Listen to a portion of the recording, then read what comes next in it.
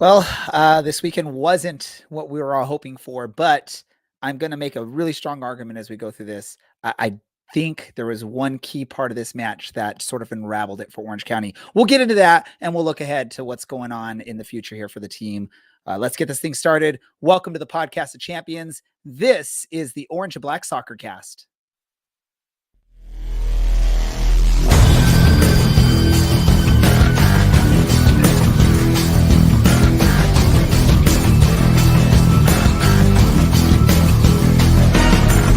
This is the Orange and Black Soccer Cast, the first and only podcast dedicated to Orange County Soccer Club, its fans, and supporters. Follow us on Twitter at OCSC_SoccerCast or on Facebook at Orange and Black Soccer Cast.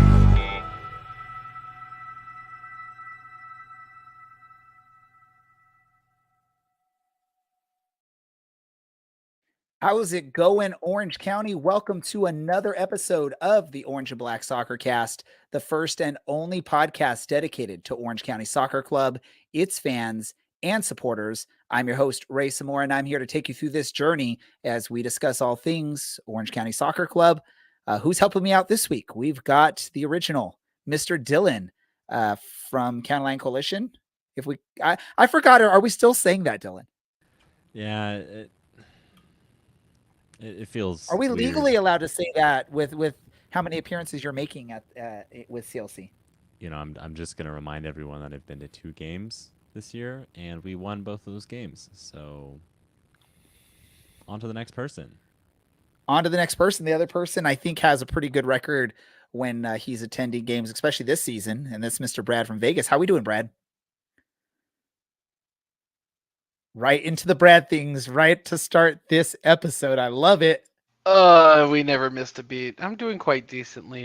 Set up a nice little area for me. Got my scarves on the wall. Nice looking at stuff. I know it's your studio is starting to take shape. I got a great group of supporters behind me whenever I do the podcast, or sometimes it's at the beach. Sometimes it's in a murky Star Wars land. Dylan's got patches on the wall, it looks like. They're not mine. They're from the last person that lived here. I'm guessing their TV was here based on the approximate distance between patches. There we go. And welcome to everyone that's tuning in live. I know there's not many of you right now. We didn't really give much of a notice that we're doing a show tonight because I didn't know if we were going to get the numbers. But we did. We got the 3 of us here, and we got a match to talk about coming off a nice run of form for Orange County and also RGV on a nice run of form. Orange County made the trip out to the southern tip of Texas. Match got delayed. Apparently, there were some flight logistic issues. I don't have any confirmation from anyone that I've spoken with the club, but word is that there were multiple delays or a long delay at the airport, and eventually a flight was canceled. And thus they were sitting in an airport all day pretty much. And then, hey, no, you're going to have to fly out tomorrow or something like that. Who knows? Which obviously is going to ruin anyone's, readiness for a match. Right, Dylan? It's not great, as anyone who's probably aware. Airports are not a fun place to be, and they're not a great place to be if you're trying to, take care of yourself or not drink $17 beers. Now, I imagine players probably weren't doing that, but there's only so much Netflix, and your AirPod batteries can only last so long. And they were probably drinking $17 Gatorades from the airport gift shop. Yeah, and at the end of all of this, they had a journey to Texas to look forward to, and that's no disrespect to Edson or anyone from Texas who I know are listening and watching along, but I mean, my God, imagine trading our weather for this right now. Brad, what do you think goes through the mind of a player as they're sitting there at the airport ready to fly out? Obviously, you already know it's not the easiest flight to make to get to that very far southern part of Texas. It's not a major airport right there. You can either fly in, I forget what major cities nearby, but pretty much you only have a few options and probably a few flights you can get there. You get stuck at the airport, you get delayed overnight.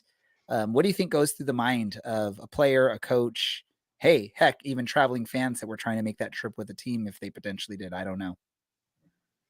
I mean, I think you answered it yourself. Unfortunately speaking, it's it's airports. Nobody goes to an airport anymore since 2001, and I think we all know why. And think, man, this is the life of luxury here.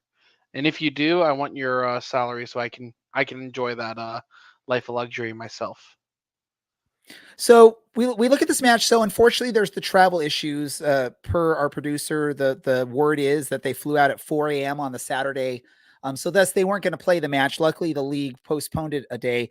I know that sort of sucks for the RGV fans that wanted to watch a match on Saturday night, or even the Orange County fans that were planning to watch the match at their local watering station or home or friend's house or whatever we would call it. I love both your faces when I said watering station. You're like, what the heck? But in the end, the match gets played 24 hours delayed. And Orange County actually didn't look bad for all of that travel delay and the issues to get out there. They actually looked decent. Both teams, I think, were sort of, treading lightly and just trying to figure out stuff. There were some opportunities for both teams here and there. And you go into halftime, 0-0. Right? Or am I wrong? I can't remember now. I believe that's what it was. And then second half, Orange County actually is the more aggressive team. They look like they were ready to pounce and score a goal or two. And then one no call. I'm going to say this, one no call unraveled everything for Orange County. And the no call I'm talking about is when Colin Shuttler goes up for the ball. Yes, he was sort of climbing or going over an RGV player, but if you watch the replay, the RGV player knows what's going on and sort of sticks his shoulder and his elbow out to the side and gives Shuttler a little knock. Luckily, the ball doesn't go into the net in that because of an awesome diving foot save by Marcus Nakim. But from that point on, it's I believe a corner or two, and RGV's on the board, and it just sort of takes what Orange County had built in that second half, the first 5-10 minutes of the second half, and just unravels it. Dylan, am I being too harsh when I say that one, or am I being too critical on one play in this match that unravels it for Orange County? I get there's things like the heat and the humidity that play into that, but when you're like close, and then one no call goes your way, am I being bad, or is that a observation that you can agree with? I think RGV is the kind of place where one call doesn't necessarily go your way, and it can fall apart. I mean, one goal, and then it does fall apart for you because you do have to start pushing. We're historically very bad in the south of Texas. Actually, we're not great in Texas at all. I will, however, cede that it's a weird one. He's not really trying to play the ball, but he does do a good job of getting between the ball and Shuttler. So it's a weird one. If he jumps, it's probably a foul on Shuttler, and we get a free kick. He doesn't jump, and I mean he also has a right to play the ball. I'm not a huge fan of goalkeepers just having free reign in the 18. It wasn't like egregious or anything. It wasn't incredibly dangerous. Shuttler just needs to get his hands on it, and I think he gets a little bit unlucky here. But the argument I'll make for you, Dylan, is Shuttler did get his hands on it before any contact was made. He needed to get more of his hands on it. He had both hands on it, Dylan, and then he gets a shoulder and a upper arm to the gut. Brad, what are your thoughts? Do you agree with me, or are you more on Dylan's side, whereas it's a questionable that a call needs to be made there? I think there was a lot of questionable calls this game. And I'll agree. See, I would have liked for that to be called, protect the keeper, and I feel like 9 times out of 10 they will protect the keeper. This is one of those chances where yes, but also there are some other calls in the game that the ref didn't call that I'm kind of questioning myself as well. Like what? Give some examples. I mean, the no call with the goal, I really thought that the ball probably passed the line there. And I bet you a lot of people at RGV agree. or at least talking to his assistant judge, and allowing the big game to go on there is whatever. But I just don't think it was the referee's best outing. And I mean, obviously, we've seen a lot of that when you talk about that's the goal you're talking about there, Brad, the one that you thought crossed, Yeah. or I think if you look at Colin Shuttler, he's right where he needs to be. And remember, the rule is the full of the ball needs to cross the line. Mhm. So if even 1 centimeter, 1 millimeter of that ball is not across the line, it's not technically, or it's not a goal. But again, I felt like in this match, it in the end maybe deserving a 1-1 draw. Both teams were playing pretty good. There was a good battle up until this moment right here. Shuttler had his hands on it when the contact is made. And you even watch him on this. I remember watching on the match, he's down. And then when the ref comes by, he looks at the ref and he asks like, no call. And look you could see the little nudge. And I think it's Lopez. He knows exactly what he's doing there. He gets that little nudge on Colin's sort of stomach area, right as Colin's going to the ball. And you can obviously see that he's just trying to get a little bit of contact on there to throw Shuttler off. And that's what causes it. And yeah, it didn't lead to a goal. It gets a good save, and then a following save by Shuttler on the post, and then on the last or the third or second corner, whatever order it was, is where we get the goal from there. And I think at that point, this right here is the moment that all the energy was sucked out of Orange County, and from this point on, you sort of knew, with what they're facing, with the delayed travel, the humidity in Texas. That was the moment there that it's like going to be very difficult and pretty much nearly impossible to recover from. Dylan, any additional thoughts on this match? I feel like I'm lacking. I'm a little bit confused as to why we didn't have somebody on the far post. I think this first goal doesn't get scored if there is somebody on this first post. But in more positive things, Tyler Derrick sucks, and in really positive things, Owen Lamb's dribble, I don't know how much of it was like intentional, but he made several really great touches in a row, played a great 1-2 with McNulty, and McNulty, I think, was unlucky to not score in that situation. We put that away, we're talking about something entirely different, because I think at that point, RGV's they have to try so hard to score. We probably have a lot of confidence from there after all of this nightmare of getting to Texas and having to play. If we're up 1-0 in this situation, I think we come away with it. So I think this is an unlucky result. I think the scoreline is a little bit unlucky, as it tends to be in RGV, where we concede a goal and we push a little bit harder, and it just leaves us a little more open, a little bit more tired. Tale as old as time, unfortunately. And I'm not gonna argue and say that Orange County played amazing. They had multiple opportunities where they should have probably put the ball in the back of the net.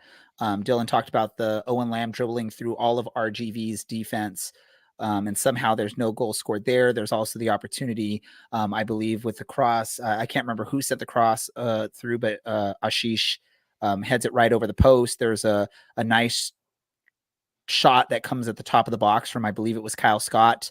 Multiple opportunities for Orange County to score a goal. They just could not get the ball into the back of the net. And I think, again, part of what was going on is if that first goal is not conceded, and again, I'm going to tell you right now, and I apologize if people have a problem with this. I think the no call when Colin Shuttler gets taken down going for that ball, that's where the air sort of goes out of the balloon, and Orange County is done for. We see the goal scores, and then a second goal scores. Orange County struggling.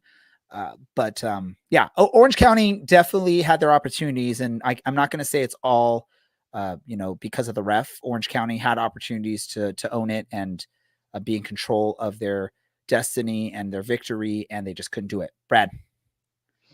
Yeah, no, I agree with you. Orange County should have scored first. And obviously you could tell the team wasn't at their A game there, but they're better than that. We all know that they're better than that. And it's a really hard one to take away at the end of the day. But it's Rio Grande Valley played the better game in my opinion. Orange County definitely looked a little jet lagged. Huh. Um, I don't really know what else I need to add on to that though, unfortunately. There we go. Last words. Any last thoughts from you, Dylan, on this match? No, you're just like, nope, don't want to say anything. I'm gonna be Nope, done with it. I thought you would just keep talking. So You want me to said just keep nothing. talking? I That's very I've made a rare that mistake. Dylan wants me to keep talking. I've made a very big mistake, and I would like to apologize to our listeners. So with that match, I believe I'm gonna let Brad take over this next portion of it. We got the score prediction standings after that match. Brad, go for it. What happened? Yeah, I don't know if producer Andy was able to add the other graphic I gave him. But we nobody got a correct prediction this week, and it was actually quite interesting to see just the whole screen of everyone's names with their score predictions, and like everyone tried so hard. Everybody picked a victory, and there were no points given out this week. No points given out, so it's all just sort of staying flat where it was. I know Dylan, you're not doing too well, but I think that goes to you're not submitting your scores as much. I don't know, unless you've corrected that. I might have kind of forgotten about it. I was like, oh, I forgot about it on Saturday. I was like, oh, great, it's been delayed. Cool, I can go see the game. And no, that did not work out. And I completely forgot about it until it was an hour before kickoff. So, whoops.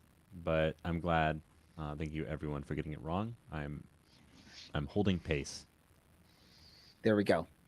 And as a result of this match too, if you didn't watch or listen to last week's episode, we did make sort of a friendly bet with Edson Ochoa from down in the valley that the losing side would donate to a charity of the choice of the winning side. So we will be donating. It looks like the choice that Edson made for the donation is the Food Bank RGV. So I think the bet was a $20 bet on that. I'm going to double down on that. I'll do a $40 donation to Food Bank RGV. If anyone else wants to sort of contribute to this, feel free to do so. We'll send out the information on our socials to let you know if you want to also donate as just sort of a gesture. Edson and the Down to the Valley team has been really Jacob. They've been really great, and they've been really good friends of our show since the early days when it was just me and Dylan trying to figure this thing out. So definitely want to show the love, and it was a great friendly bet. With that said, can't rest, can't sleep, can't forget about things. And I'm thinking like, what better thing to do than go on and let's do another road match, right? Coming up this weekend, and this one's another maybe difficult road match as far as the transportation aspect of things go. Orange County is going to be going out to is it Loudon or Loudon? It's Loudon. Who knows the proper way? Loudon. Loudon United FC. Correct me if I'm wrong. Y'all are better at the history of things, right? Is Loudon was originally a 2 team and now they're sort of their own thing, or is that something different? Yes, they used to be the team for DC United. Okay. So sort of an interesting fact there. I have no idea how Loudon's doing. I haven't even looked at the standings, so I'm going to just let Dylan. Dylan is the expert of all things Loudon United. So Dylan, let us know what's going on with Loudon. It's a hard thing when you have to go through Dulles International Airport. Wayne Rooney famously, I believe, was arrested in that airport for being absolutely obliterated at 8 in the morning. To be fair, if I was there, I also would probably be incredibly drunk and incredibly mean. I'll go with that term. In all seriousness, they've played 20 matches. We've played 19, and they've got 19 points from that. So we're actually equal on wins, whereas we have figured out how to draw, and they have not. This feels like it's going to be something of an even matchup. I felt like I was really high on us because we were on a good run, and just after this result, I'm kind of looked back at the results and went, oh my god, we're still second last in our division. That being said, if we played in the East, we'd be in 7th right now. That's just how bad that entire conference is. So there's points to be had here. I don't think this is a game where we say, oh well, we're traveling to the East Coast, and oh well, we're not great, and we just lost, and we're gonna lose. I think this is a game where we can get points. I'm curious to see how Segra Field impacts this one. It is turf. It is a swamp in the middle of July. There's going to be an element of weird stuff to this, but I still think Orange County has the quality to come away with 3 points. Yeah, it's one of those interesting matches. And when you look at the standings between the East and the West, yeah, I like that. And if you look at the Western Conference standings for Orange County, they're still just 3 points out of 8th place. Now, obviously, the goal differential comes into play when you look at that as well. But being second from the bottom, but still having, a really good opportunity. If you could just go on a nice little run again of 3 or 4 good matches, I mean, you're moving back up into playoff contention. And as we've talked about before, you get into the playoff slots. It's a whole new game once the playoffs start. Brad, what do you know about Loudon? So actually a decent little bit. So, I haven't talked to him in quite a while, but Doug Raftery, the former GM of Reno, is the GM up in Loudon, and you kind of get to see a little bit of his DNA in the team. They are fighting a lot better than they did last year, and I think they've been doing it quite on a budget too, from what I understand. And it's just interesting seeing this is a team last year was the bottom of the bottom, and they're kind of actually doing a little bit better now. I couldn't tell you much about their actual players, and that's about it. There we go. I honestly wish that we had more knowledge on our opponent, but this is one of those things, again, especially it's new to us in the USL and as a podcast, is you didn't really play against the Eastern Conference teams much in the past. So there wasn't this like need to know about every single team out there or watch all those matches. So I apologize if you were looking for some really good in-depth analysis of our opponent for this. And that's another thing with this too, right? Is the fact that there's so many teams in this league. It's just difficult to keep up with a lot of it, which is difficult. Dylan, what do you have to add to our match? Who needs to step up for Orange County in this next upcoming match to secure the 3 points? Oceantina, but this is like a respectfully needs to step up. I would just like to see him end up on the score sheet or get an assist. We're close. I think the same could be said for McNulty. There's just a level of things not quite ticking here, but we're really close. So I'm going to ask this question, Dylan, because, and I'll ask you, Brad, as well, because I think there was some sort of maybe complaints about McNulty recently about he's not getting on the, not getting goals, hitting the back of the net. And I know, I believe it was our very own Taylor was sort of chiming in and saying, well, he's playing smart. He's not just shooting just to shoot. He's making the passes if that's the better play. Do you have any concerns with McNulty's performance? And I'm going to ask both of you on this so far this season. Is there any concerns, or are you satisfied with what we've seen out of him so far? And are you encouraged for what will continue to happen with him in the roster and in the lineup and not being dropped? Go Brad first, since we haven't heard from you, Dylan, last time. So I guess my concerns for McNulty really just extends out to he hasn't converted any of his chances. Other than that, he's been a vital part of this team elsewhere on the pitch. He's definitely creating opportunities. He's doing really good with hold up play and dispersing the ball. You would love to see a goal too, but I don't think that's necessarily the game that he needs to play right now for the team to be a success. If that makes sense. And they said it on the broadcast this past match. Milan has like 50 something shots taken. The next closest is Sparky with like 15 14. or something like that. Yeah. Yeah. Something low. So that's how Orange County always plays. It's Milan Olaski first, and then the rest of the team second. Dylan, is this more of a Milan's basically hogging all the shots, and McNulty maybe is not trying to force shots? He's trying to play within a system, or is this maybe that McNulty maybe was overvalued coming into this roster, and we're looking at is maybe we expected more out of someone coming with, very recent experience in the Scottish Premiership. What are your thoughts on all of this?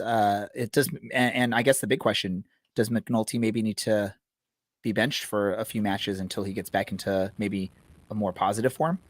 There's a lot to take in here. First off, this was his first 90 minutes of the whole season. He didn't actually play in 6 matches at all. And then usually somewhere between 14 and 45 minutes is what he manages.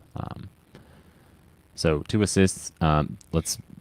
Every year we bring in a player in his early 30s who is supposed to set the league alight. Usually they've not had such a great time. They've had a little bit of time away from the game, or they just haven't been playing. Last year was Kubo Torres, who, he put 9 in the back of the net, but most of those are penalties, and they weren't even that good. He had to get fit. I think we're just now seeing someone who's rounding into fitness. So I think this is, he doesn't actually play all that much, so we can't expect him to score 3 goals a game. And he did spend 6 months out of the game after last playing for, and I know it's not as sexy because it wasn't a team that wears orange, but Reading, who, no disrespect to Blaine here, aren't exactly great and were relegated to League One this year. So I think this is a person who's rounding into fitness, into match fitness, is playing in a new league, in a new system, in a new country for the first time. It's going to take some time, and he's getting there. He seems to be a little more technically gifted than the players that we normally get at this level. In this kind of situation where we're bringing like an experienced attacker from abroad, he seems better than the last few options we've done in this regard. So I think it'll be there. Hopefully it's there before the end of the season, because who knows how long he's going to stick around for.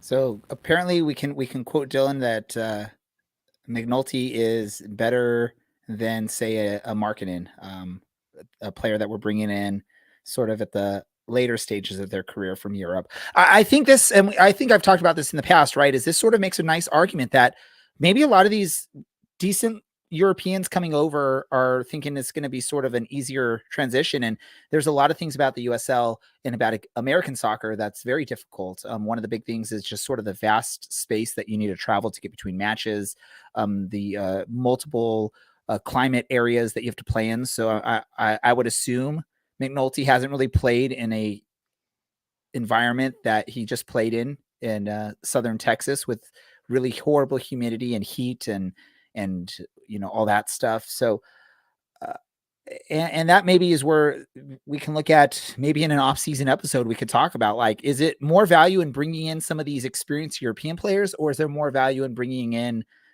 players that are familiar with USL or with US soccer, that maybe don't have to take the time to adapt to what you have to adapt to here in the US? Brad. We'll talk about that. That was a little rambly. I can answer that. You. No. That I'm saying that's sort of a off-season topic. Unless Dylan, you want to throw something really quick on that. Oh, I can answer that. Yeah, we're a team that supposedly is trying to win championships every year, and unfortunately, you do need players who are experienced and players who have won things. McNulty has won, I think it's 2 trophies in his career. He's got plenty of experience. He is 30. The flip side of that is I don't see him at training. I can't speak to his professionalism, but generally, if you have a team full of 19-year-olds, who is teaching them what to do? In the past, this has been Michael Roscoe kind of pulling players to say, hey, this is how you be a professional, follow my lead, follow my direction, providing that.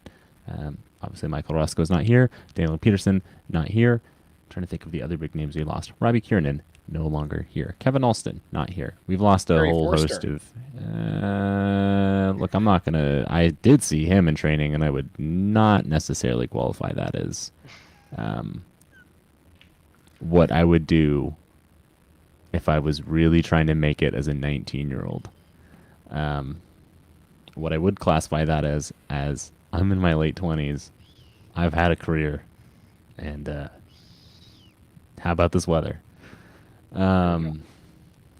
So, yeah, you need those experienced pieces. We've had a lot of departures. I assume he's probably putting it in training because he spent time away from the game, and worked his way into fitness, and God willing is his next shot away from putting one in the back of the net. All right, let's do this. We got to do our score predictions for this match against Loudoun United. I'm going to go to you first, Brad. Score prediction. Who's scoring first for Orange County? By the way, Oh. everyone, make sure you get those in for this week so Brad doesn't have to stress about missing a million Dylan. predictions. That's a really rough guess. I'm gonna say 1-1 draw. Kind of similar a la the Hartford game that we had at the beginning of the season. As for first goal scorer, let's just go with a safe guess and say Milan. Perfect. Dylan. I pulled a Brad for a second. I'm going 2-0 Orange County. I really don't think Loudoun is that good offensively. There's no point in betting against Milan. So Milan scores first. There we go. I'm going to go 3-0 Orange County just because me and Dylan are tied, I believe, on the standing. So I need to do something a little different from him. Brad looks a little confused on it. Maybe I'm not. Maybe I saw the wrong thing. I think you're ahead of me, but also wouldn't you bet with a more safe bet than a blowout? No, I like to go crazy. You know that. Hey, you should That at least is be happy fair. that I'm not doing my traditional good luck charm thing here. But You I'll go know, I missed 3-0 a Orange week. County. And the goal scorer. Now, let me ask you this, Brad. Can I get bonus points if I say this? McNulty's going to score one of those long shots he's been attempting. There's been 2 times he's attempted a really long shot from sort of like that Wayne Rooney-esque shot from midfield. Will you give me an extra couple bonus points if he scores one of those in this match and I call him as the first goal scorer? Dylan's saying no, but Brad's the ruler of this game. Yeah, no. Let me Thank I'm you, going to pull Brad. this out we'll put this on socials and I'll ask people, hey, are you on Team Ray? If McNulty can score one of those amazing half field shots, will you give me a couple bonus points on this? Let me know what you think, everybody. I think And we are as determined. the supreme ruler of this podcast, I will overrule Brad anyways. I think as we determined, it's really more my and Taylor's podcast that's- and a little bit less no. yours. That's if you guys are going to defect. And go try and create your own podcast, but there may be a war for that, just so you know. I'm not going to let it go easily. You guys have a 10-year contract with the Orange and Black Soccer Cast. I'm not going to let you out of it that easily. Is that a threat? I'm not Man, sure. certainly there is something else we should be talking about, right? What is it, Dylan? Let us know. What should we be talking about? I don't know. While looking at the USL matches that are coming up, I did see that Hartford is playing Las Vegas, and those are the 2 worst teams in the league. Really quickly, do we think that's going to be an absolute slugfest, or is it going to be a 0-0 draw? Where's the match? Does it even matter? Yeah, it does. All right, hold on. Let me find it for you. Oh, you make me work so hard for everything. While Dylan's looking that up, Brad, have you put in your order for the gnarly kit? No, I spent my money elsewhere, like being able to hang up my lovely scarf wall behind me and the scarves on it. I like the concept. I'm not the audience for it. What about you, Dylan? Did you put in your order for the gnarly kit? Hey, man, if I could afford that gnarly kit, you think I would have walls that looked like this? The gnarly kit is cheaper than the regular kit, though. It's only $60 as opposed to like $100 for the regular kit. You notice how there's not like a bunch of kits adorning my walls? You think I could? Again, you think it, You know, if you got all those kits you have, you could cover up all those patches, Dylan. There's not enough kits in the world. They're playing in Vegas, and again, I say to you, does it matter where they're playing? Then Hartford wins. And then I'll say this with Russell. I love, hey, Brad, you got to look at Russell. He's one of our weekly listeners and viewers, and he says, give Ray what he wants. So I think if McNulty scores one of those half field shots this match, and I've picked him as my first goal scorer, I think I should get like a bonus 20 points for the playing for pride, or not playing for pride, prediction game. I'll ask this, producer Andy. You could throw it in our chats if you want. Did you order the gnarly kit? I want to know because I know we were like sort of actually a little excited about this kit a few weeks ago when this was like the fake launch of a new kit. And You have it all wrong. I need to put in my order. I think it's because you weren't here. We were all excited about the tattoo. No, The the tattoo is tattoo where we it's were at. excited about, but I think there was actually some people, and we talked about it on our show. And we talked about it with Dan. And I think that's one of the reasons why he maybe opened it up because we shared a little bit of excitement about the gnarly kit. I thought it actually was a really neat look. But yeah, cool. Well, let us know in socials if you are ordering that gnarly kit. Apparently they need 25 orders to get the run going, and I believe it's still like the 15th to order, so it's still a few days to do so.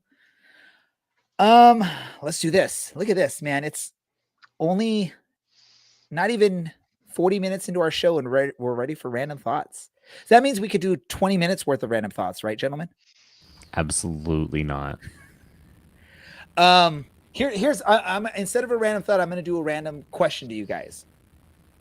Come the start of the Premier League season, is Harry Kane wearing a Spurs shirt? Dylan. Wow, we have talked absolute dross this whole show, and then you still had to bring that up. Hey, the USL's pushing this one pretty hard. The Women's World Cup is coming up. We're a pretty big fan of. I don't want to speak for everyone, but I'm a pretty big fan of women, and women's sports and women's equality. Maybe we could even go so far as to say that now that they're being paid. You can do a bracket challenge, and you might, and I'm going to say this based on some other people's experiences, you might win a TV or some cleats. Probably not anything from Konami if I had to guess. Someone hit the rim shot for that, please. Thank you. Yeah, you can do this. It's presented by the USL Super League, which is starting soon. So you could do that instead of wondering what some random dude in England's going to do. So I take it that's a yes from Dylan. Brad, is Harry Kane going to be starting the season with Tottenham? I mean, I don't care. Okay, Another a question great for answer. you, Brad. Is Dele Alli going to be starting with Everton at the start of the Premier League season? Very unlikely. If we're All right, honest great about the whole analysis. situation there, Everton have not signed a player yet, and the rumor is they're going to sign a player whose last name is Young, but anything but. Okay. There we go. What's your This random is- thought, Brad? My random thought is yesterday I drove by the newest tourist attraction in Vegas, and let me just say it is absolutely massive. If you don't know what I'm talking about the new Sphere. It is a giant building that you could fit the Statue of Liberty in. It is absolutely worth the price of admission, and if you haven't seen it yet, go look it up. It is quite a spectacular sight. There we go. Let's do this. You know what? It's no guests on this episode. It's just the three of us. How about I give y'all an early I guess clock out time from the podcast, and all of you listeners too. You don't have to listen to a bunch of stuff for another. Oh, Dylan, why you look confused about this? I feel like I'm at work right now. Well, I'm letting Thank you clock you. out early. You guys are getting paid? I wish. Dylan, you get paid in moments. Like I these. think it's bewilderment or laughs as you mix metaphors. Or say things That's like watering station. Yeah, watering station. Really quick, one last question for y'all. This is not soccer related. Who's winning the All-Star game for baseball? Dylan.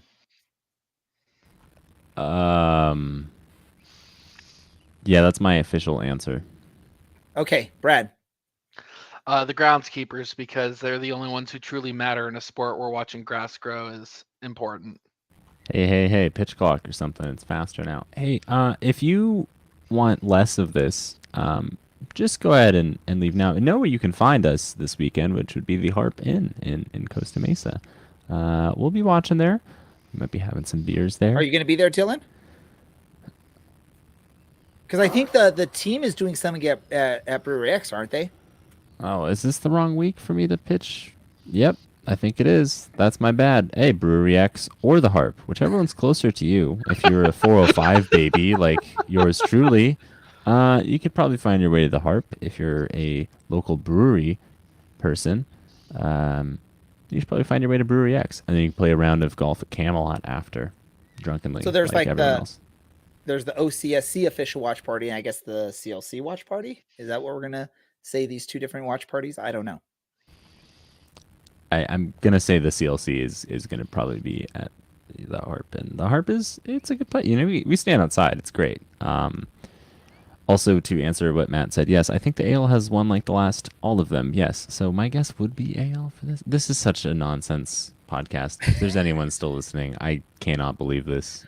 Certainly, we should be done. If no one has learned at this point, there are Hashtags tomorrow. times that this is a nonsense podcast, but we will wrap things up here. I want to thank anyone that is actually still listening to this, whether it's live or in the recorded form. Listening to us at this point. Thank you for doing so. We appreciate it. We will try to have more information about our opponents next week. Who's it we'll be playing next week that we have to learn about? We have to learn about Memphis. So let's all learn about that as we wait to get there. Are you okay, Brad? I'm just have I okay as embarrassed you at this Dylan point? here. I'm just producer Andy. Roll the credits. Ladies and gentlemen, thank you for watching or listening. This is the Orange and Black Soccer Cast. We are out. Oh!